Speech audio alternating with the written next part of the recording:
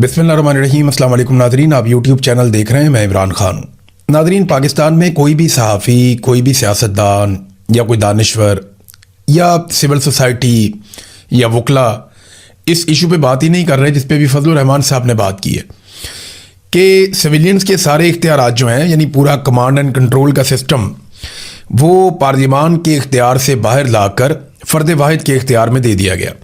यानी field marshal Asim Munir को इतने इख्तियारात दे दिए गए हैं मुसल्लह अफवाज के हवाले से कि इससे पहले किसी और आर्मी चीफ के पास नहीं थे, किसी डिक्टेटर के पास भी नहीं थे, बल्कि दुनिया में किसी भी डिक्टेटर या आर्मी चीफ के पास इस लेवल के इख्तियारात नहीं होते जैसे इख्तियारात फील्ड मार्शल आसिम मुनीर को मिल गए हैं। ये कारनामा आसिफ अली जरदारी और नवाज शरीफ दोनों ने मिलकर किया है। अपने अपने टाइम पे ये दोनों लोग ये कहते रहे कि ये इनकलाबी हैं और ये सिविलियन सुपरमेसी चाहते हैं या चाहते हैं कि सिविलियंस की बालादस्ती हो पाकिस्तान के अंदर। नवाज शरीफ साहब ने इसके लिए एक तहरीक चलाई, वोट को इज्जत दो, और हमेशा ये कहते रहे कि सिविलियंस की बालादस्ती होनी चाहिए।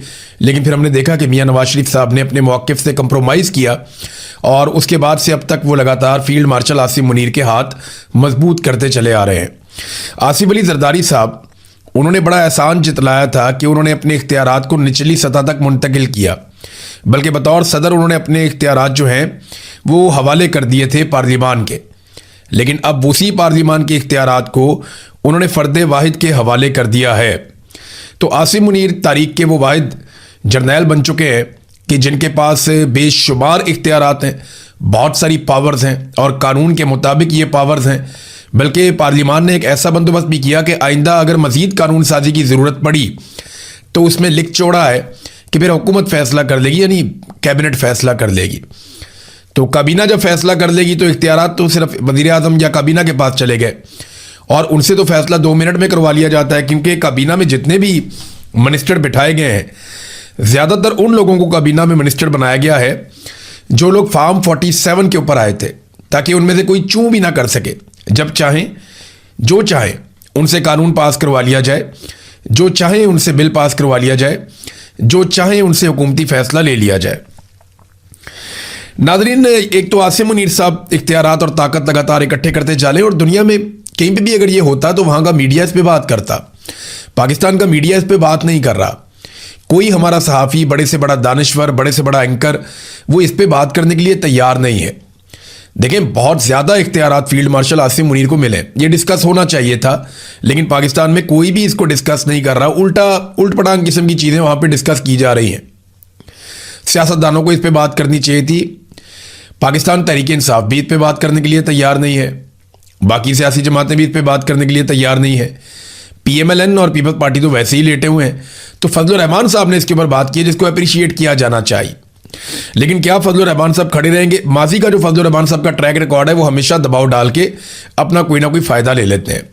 तो फजलुर रहमान साहब को अपने आप को साबित करने के लिए पूरी एक तहरीक के इख्तिताम तक पूरे कद के साथ खड़े होना होगा, और अगर वो किसी नतीजे तक पहुंचाते हैं कोई तहरीक चलाकर, तो फिर उनकी क्रेडिबिलिटी बनेगी, क्योंकि वो हमेशा आखिरी वक्त में पीछे हट जाते हैं। जैसे कि आईनी तरमीम के वक्त फजलुर रहमान साहब ने सपोर्ट किया था मौजूदा निज़ाम को, और उसके बाद ये खराबी पैदा हुई है।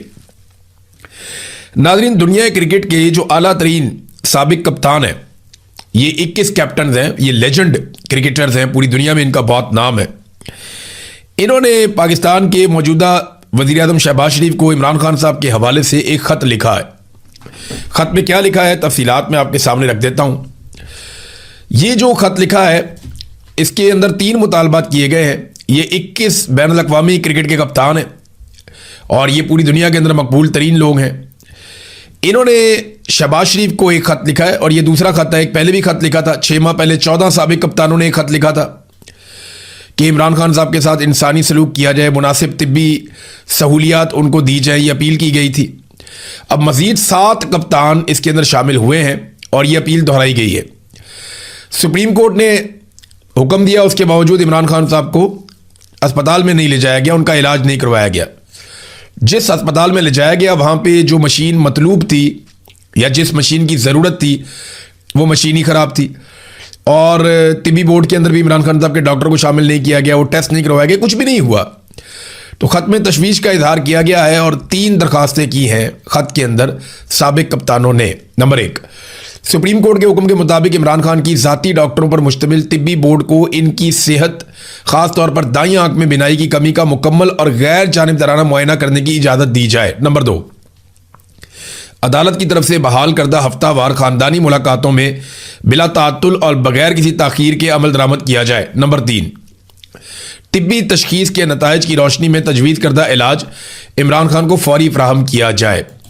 इनमें तो कोई नहीं कहता कि इमरान खान को रिहा कर दिया जाए, कोई नहीं कहता कि उसको हुकूमत दे दी जाए, ये पाकिस्तान के इंटरनल मामलात में मुदाखलत नहीं कर रहे, लेकिन खालिसतन इनके तीनों मुतालबात इंसानी हकूक़ के मामले में सुप्रीम कोर्ट ऑफ पाकिस्तान के फैसले के मुताबिक हैं, उससे मुताबिकत रखते हैं। तो बैनुल-अक़वामी सतह पर तो आवाज़ें उठ रही हैं, पाकिस्तान के अंदर वो लोग जिन्होंने इमरान खान साहब के साथ क्रिकेट खेली उनको भी आवाज़ उठानी चाहिए। एक बात हमें समझनी पड़ेगी, जो पाकिस्तान के अंदर क्रिकेटर्स मौजूद हैं, चाहे वसीम अकरम हैं, वकार यूनस हैं, आकिब जावेद हैं, इंज़मामुल हक हैं, मुश्ताक अहमद हैं, या आप देख लें मुइन खान हैं, राशिद लतीफ़ हैं, रमीज़ राजा हैं, शुएब अख्तर हैं, बाकी बहुत सारे और बेशुमार नाम है। पाकिस्तान ने बड़े स्टार्स पैदा किए हैं क्रिकेट के मैदान में, बड़े स्टार्स पैदा किए हैं, सईद अनवर, आमिर सुहेल, सलीम मलिक, इजाज़ अहमद, बहुत बेशुमार क्रिकेट स्टार्स पैदा किए, उन्होंने बड़ा नाम बनाया पाकिस्तान की क्रिकेट में। सकलैन मुश्ताक बड़ा शानदार प्लेयर, तो इनको भी आवाज़ उठानी चाहिए। लेकिन प्रॉब्लम यह है कि पाकिस्तान में जो भी आवाज़ उठाता है उसको कीमत चुकानी पड़ती है। ये जो दुनिया क्रिकेट के 21 कप्तानों ने आवाज़ उठाई है, इनमें से किसी को भी इनके मुल्क में पुलिस गिरफ्तार नहीं करेगी, इनकी चादर और चारदीवारी का तकद्दुस पामाल नहीं किया जाएगा, इनको डंडे नहीं मारे जाएंगे, इनका घर नहीं तोड़ा जाएगा।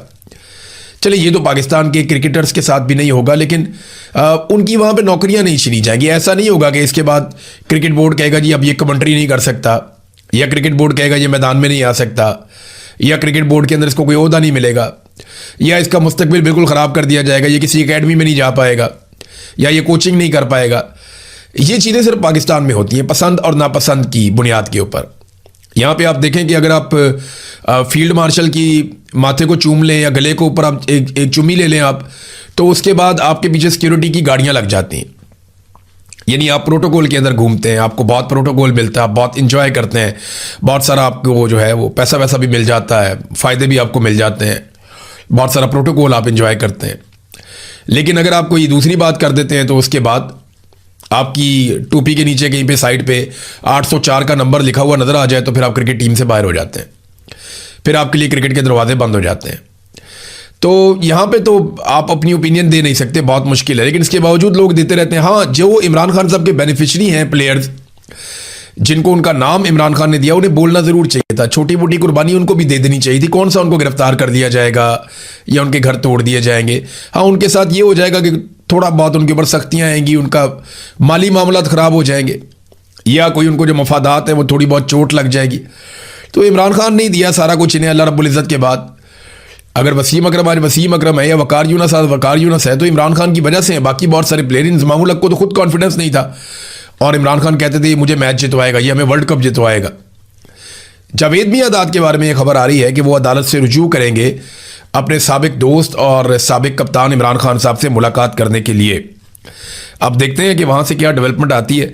बहरहाल एक 42 साला शहरी ने दरख्वास्त दायर की है कि उसे दिल और गुर्दों की बीमारी है। अडियाला जेल से दरख्वास्त आई है और सुप्रीम कोर्ट से उसने गुजारिश की है कि उसे भी इमरान खान की तरह निजी अस्पताल में मुंतकिल किया जाए। देखिए, अब ऐसी दरखास्तें रोज़ाना आएंगी। ये ना बड़ी गंदी और घटिया खेल खेलती है एस्टेब्लिशमेंट।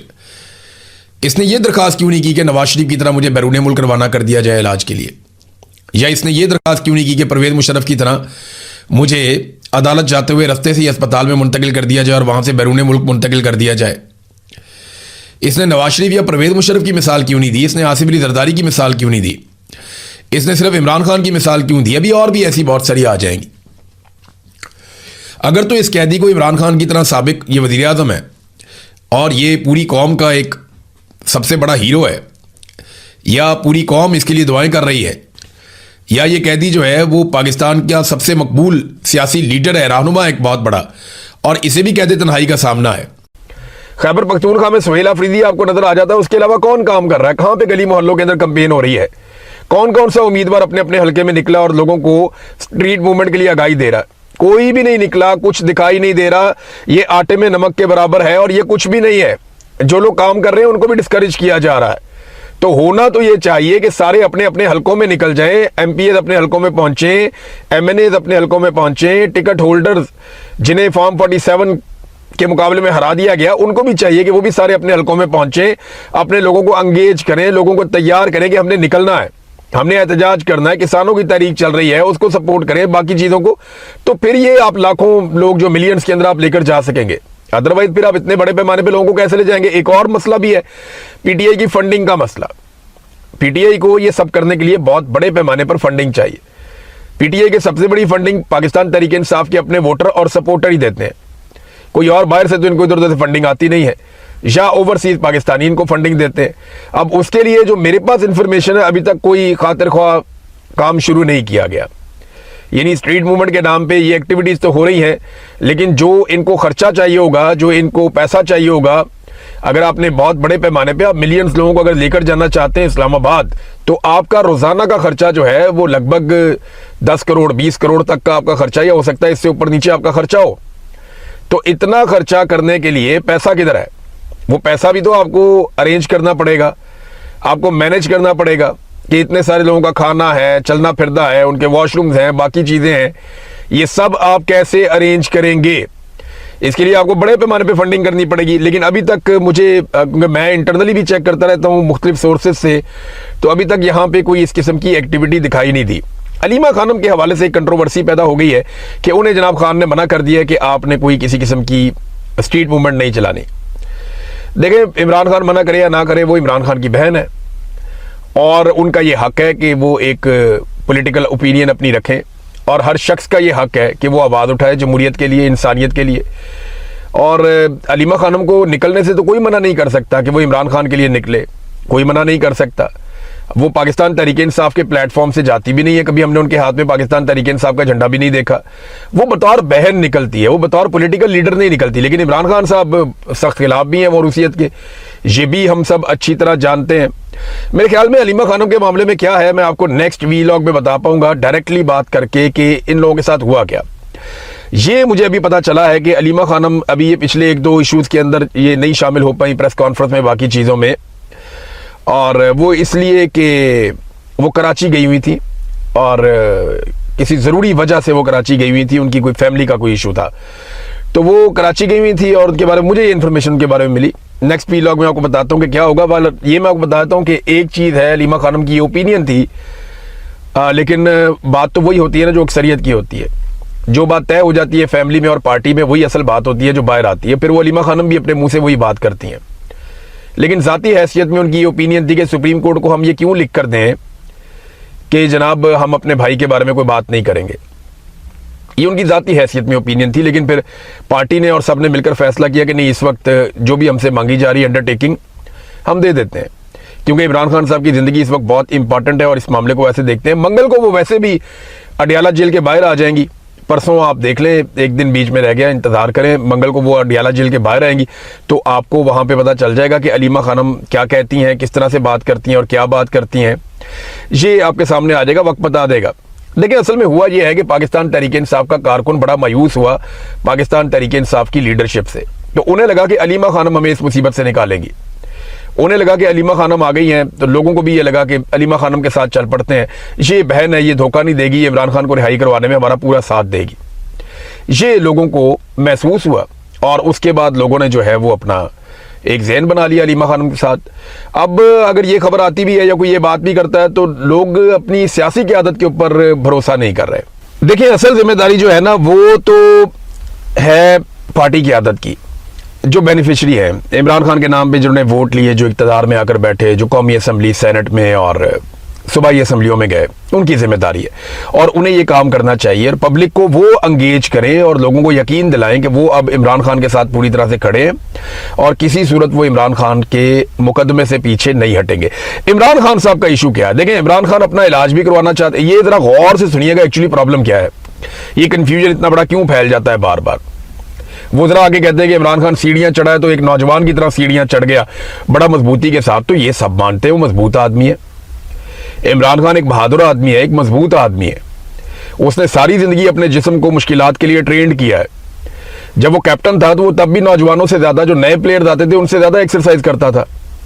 और आज भी जब वो नथिया गली की पहाड़ियों पे चढ़ता है, एक दफ़ा मुझे मौका मिला इमरान खान के साथ चढ़ने का, वहाँ पे नथिया गली के पहाड़ों पे ये लोग हाइकिंग कर रहे थे और हम एक कवरेज करने के लिए गए थे। रमज़ान था, रोज़ा रखा हुआ था इमरान खान ने, और ये सबको लेके चढ़ गए जी अभी इंटरव्यू करते हैं, हम भी पीछे चले गए। तो मैंने ऊपर जाके देखा कि 2-4 बंदे ही पहुंचे हैं, सिक्योरिटी गार्डों की भी हालत बुरी हो गई थी और खान साहब ने अपने पैरों के साथ वेट बांधे हुए थे। बाद में जब नीचे आए तो पता चला कि जनाब ये आदमी तो पैरों के साथ वेट बांध के पहाड़ चढ़ गया और बाकी लोगों से वैसे नहीं चढ़ा जा रहा। तो इमरान खान ने अपने आप को बहुत अजीब तरीके से ट्रेंड किया है। तो वो कहते हैं ना कि जबरदस्त एथलीट अगर हमारे कोई रीजन के अंदर हैं कुछ चंद, उनमें से एक इमरान खान है। बहुत शानदार एथलीट है जिसने पूरी जिंदगी फिटनेस के साथ गुजारी है। तो आप क्या समझते थे कि इमरान खान जो है वो बैठ बैठ के सीढ़ियां चढ़ेगा? भाई वो भाग भाग के चढ़ेगा सीढ़ियां। मामला ये नहीं है, फिजिकली इमरान खान को आप तोड़ने की तो बहुत कोशिश कर रहे हैं, उसको नुकसान हुआ भी है, वो डैमेज भी हुआ, उसको गोलियां भी लगी इससे पहले। लेकिन प्रॉब्लम यह है कि इमरान खान को कैद तन्हाई में जब आप रखते हैं और देर तक कैद तन्हाई में रखते हैं तो उससे बहुत सीरियस इश्यूज पैदा हो जाते हैं। उससे कैद तन्हाई में जो आदमी होता है, मैं आपको बार बार ये कहता हूं कि आप एक्सप्लेन मैं आपके सामने क्या करूं, आपको समझ ही नहीं आएगी। मुझे इस पे पूरा एक वीलॉग करना पड़ेगा कि कैद तन्हाई इंसान पे किस तरह से इफेक्ट डालती है। आपको मैं समझा ही नहीं पाऊंगा, उसके लिए मुझे कम से कम 15-20 मिनट बात करनी पड़ेगी, पॉइंट्स लिखने पड़ेंगे कि ये चीजें आपके साथ कैद तन्हाई में होती हैं। फिर उनको जिस तरह की मेडिसिन दी जा रही हैं, इस बात का भी शक है कि उनको स्लो पॉइजन किया जा रहा है। वो खुद कहते हैं कि उन्हें मार दिया जाएगा मोहम्मद मुर्सी की तरह। तो इमरान खान अपना इलाज करवाना चाहते हैं, अपने टेस्ट करवाना चाहते हैं, लेकिन वो कोई भीख नहीं लेना चाहते और वो ये तासुर भी नहीं देना चाहते कि वो आसाबी तौर पर और जिस्मानी तौर पर खुद को कमजोर भी नहीं दिखाना चाहते। उनकी रिहाई के लिए कोई मेडिकल ग्राउंड, याद रखिएगा, नहीं होगी। वो तस्लीम नहीं करेंगे इमरान खान साहब मेडिकल ग्राउंड के ऊपर रिहाई। ये बहुत मुश्किल है, वक्त का कोई पता नहीं होता। मैं कोई बहुत बड़ा दावा नहीं कर रहा, लेकिन ये बहुत मुश्किल है कि आप इमरान खान साहब से ये तस्लीम करवा लें कि वो तिब्बी बुनियादों के ऊपर अपनी रिहाई करवा लें या कोई जमानत ले लें। वो सिर्फ अदालती इंसाफ की सूरत में बाहर आएंगे या सख्त तरीन अवामी एहतजाज की सूरत में कोई रास्ता निकला तो इमरान खान साहब बाहर आएंगे। देखिए, बातचीत इमरान खान करना चाहते हैं और बातचीत के जरिए से रास्ता निकालना इमरान खान साहब की पहले दिन से ख्वाहिश है कि बातचीत की जाए, मगर इसके लिए वो अपनी जाती डील नहीं लेंगे इमरान खान साहब, और ना ही ऐसा कोई तासुर बनने देंगे। ये बात आप सबको अपने ज़हन में रखनी चाहिए। फजल रहमान साहब ने एक मरतबा फिर जरा थोड़ा सा आड़े हाथों लिया हुकूमत को, और जिस इशू पे कोई भी बात नहीं कर रहा, वो एक टैबू है, उस पर जो बात करेगा उसके लिए प्रॉब्लम क्रिएट हो जाएगा, क्योंकि आसिम मुनीर साहब को फायदा मिला है। तो आसिम मुनीर तो पाकिस्तान में इस वक्त एक खुदाई दावाई हुआ है, अजीबो गरीब सूरत हाल है। लेकिन फजल रहमान साहब ने फिर हौसला किया और उन्होंने इसके बारे में बात की। ये बात पाकिस्तान तहरीक इंसाफ को भी करनी चाहिए थी, उन्होंने नहीं की। फजल रहमान ने कहा कि आप army chief, chief of defence forces और फील्ड मार्शल भी होंगे, उससे हमारा कोई सरोकार नहीं है, लेकिन जो इख्तियारात पार्लियामेंट के होने चाहिए वो एक शख्स को दे दिए गए हैं। और कहा गया कि अगर इसमें मजीद कानून साजी की जरूरत होगी तो फैसला वफाकी हुकूमत करेगी। यानी इसमें पार्लियामेंट को भी निकाल दिया गया, क्योंकि हुकूमत को बूट के नीचे दबाना उनके लिए ज्यादा आसान है। यानी ये कानून साजी कर दी गई, उसमें यह कह दिया गया इसमें अगर मजीद जरूरत पड़ी तो वफाकी हुकूमत कर लेगी। वफाकी हुकूमत का मतलब है काबीना। पार्लियामान को बिल्कुल बाहर कर दिया। बहुत सारे इख्तियारात जो पार्लियामान के पास थे या हुकूमत के पास होते थे, वो सारे इख्तियारात फील्ड मार्शल आसिम मुनीर को बतौर CDF दे दिए गए। फिर उन्होंने कहा अगर सियासी कारकुन फौज की हुदूद में मुदाखलत नहीं कर सकता तो फौज को भी सियासत में मुदाखलत का हक नहीं है। अभी हाल ही में कानून साजी की गई, लेकिन इस पर किसी ने बहस नहीं की। कानून साजी की जो शक्ल सामने आ रही है वो आइन से मुतसादिम नजर आती है, ये भी फजल रहमान साहब ने कहा। उन्होंने कहा इदारे के अंदर इंतजामी तब्दीलियों से हमारा कोई सरोकार नहीं है, तहम पार्लियामेंट के इख्तियारात मुक्तदरा के एक फर्द को दे दिए गए हैं। कमांड और कंट्रोल का इख्तियार वफाकी हुकूमत के पास था। हम असूली इख्तलाफ कर रहे हैं, किसी को गाली तो नहीं दे रहे। फजल रहमान साहब ने पेशावर में जो कन्वेंशन से बात की ना, बात बहुत ठीक है कि फील्ड मार्शल आसिम मुनीर को इस नौइयत के इख्तियारात दे दिए गए हैं कि दुनिया में किसी आर्मी चीफ के पास नहीं है।